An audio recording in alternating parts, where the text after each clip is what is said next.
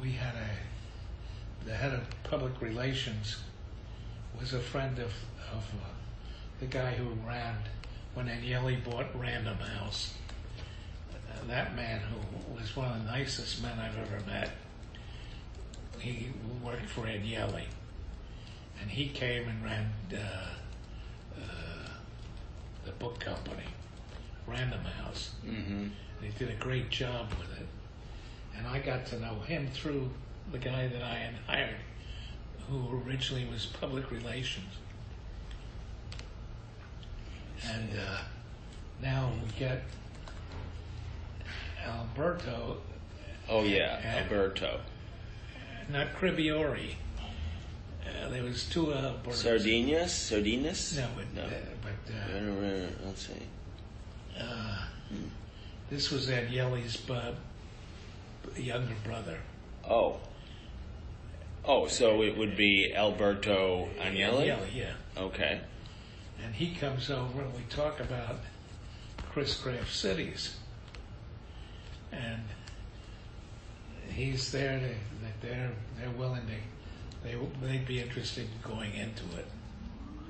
You know, using the houseboat. So we go to Chicago and we meet with the mayor, because Navy Pier in Chicago, right on the lake, and if we can get permission to use that as the place where the houseboats are going to be put, you'd be able to buy or rent a houseboat, and some of them were 1 bedroom and some were 2 bedrooms, and it'd be cheaper than any apartments in New York or Wow. or in Chicago.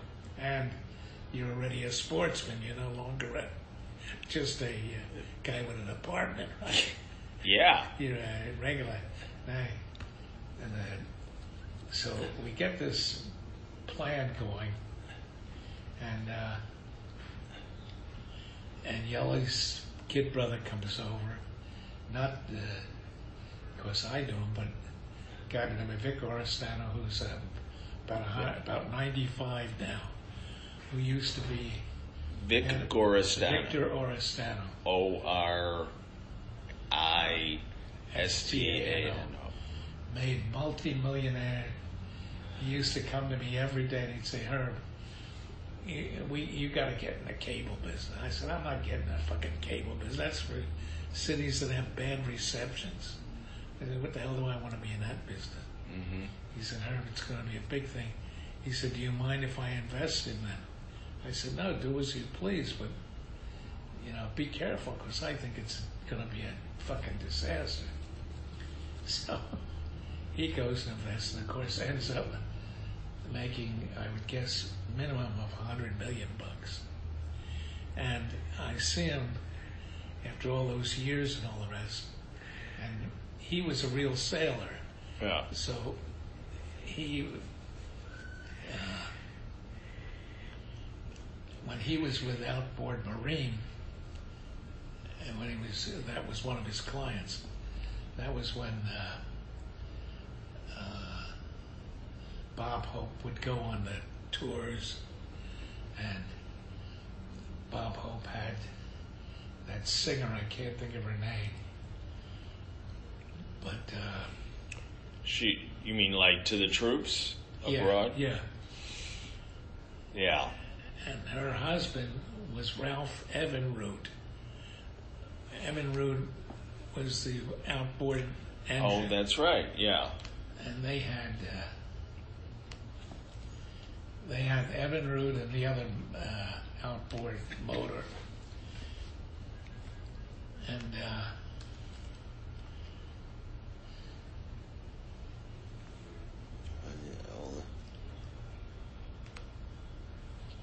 okay.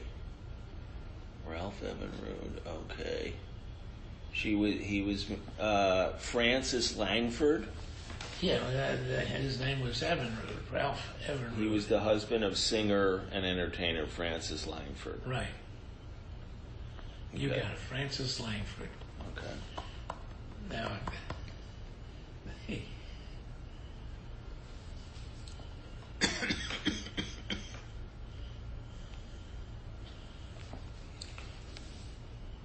because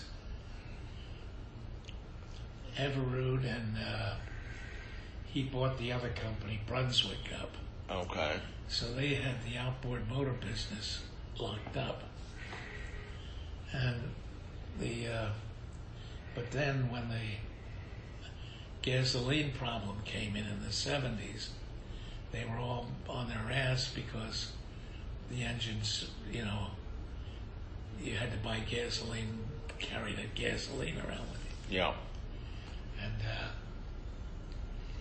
so at one point I thought, well, we'll take that over. And that would give us outboard engines and the boats, we'd have all one thing. Okay. Yeah. You'd And control. then I decided that a friend of mine was a guy you've probably heard of, was Dick Clurman. Richard He was Clement. he was chief of correspondence for Time Inc. Oh, that's right. Now, he had a house in the Hamptons that were like 2 doors away from me. Okay. But he had bought Ernie Martin's house, where we used to have all these great, Party. evenings. Yeah. And that was when I found out that what do you call it?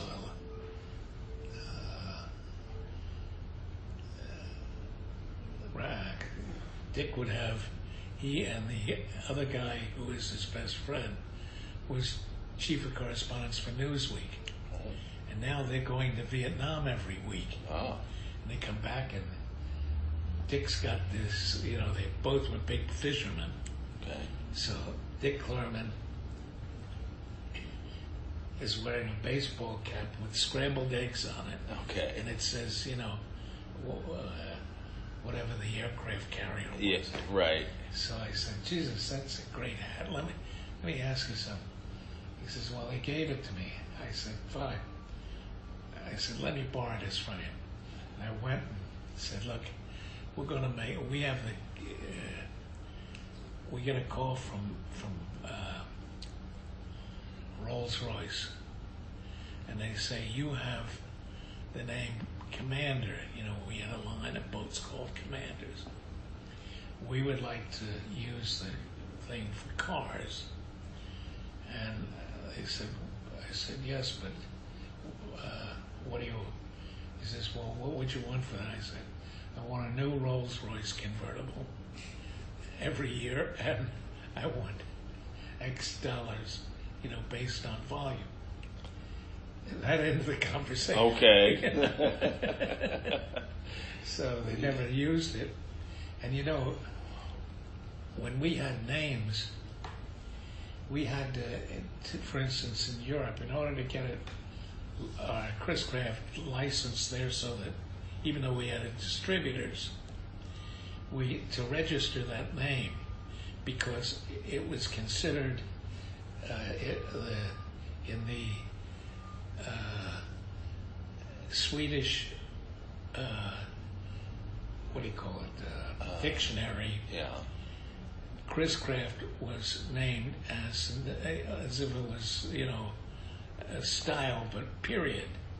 So we faced the problem of where we may not be able to have that name because it's a generic name. It's meaning that anybody could use it. In Switzerland? In Switzerland, so. You mean it's part of their language or something?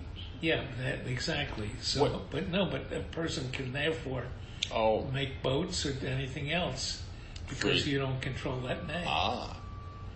So we had very good lawyers in Switzerland, and we had the Swiss company controlled.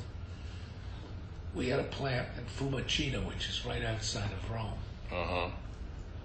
And now we have a strike. That plant barely made a slight bit of money, but it kept the name, and Carlos Riva was